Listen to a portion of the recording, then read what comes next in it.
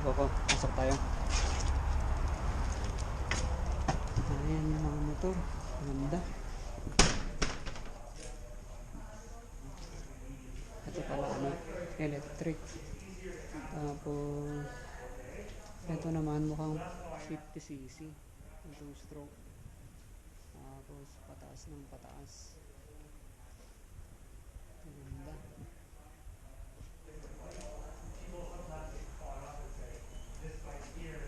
Nice.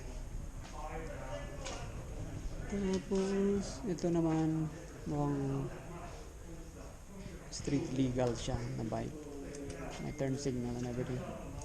Tapos ito yung TE300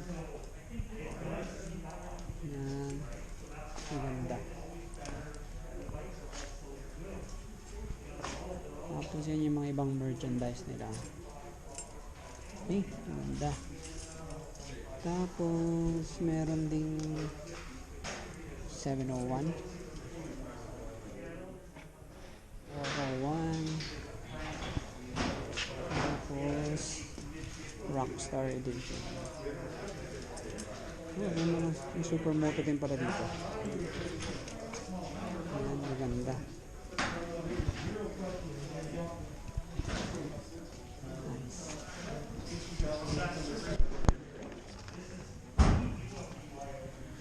That's so cute.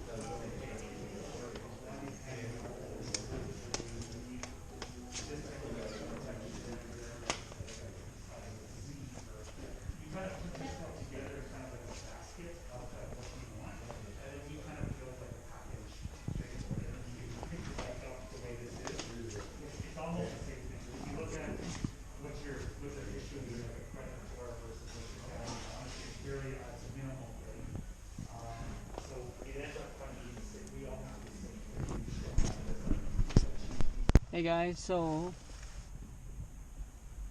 hindi natin ma-afford bumili muna ng motor, so ito na lang muna ang kinaya ng budget.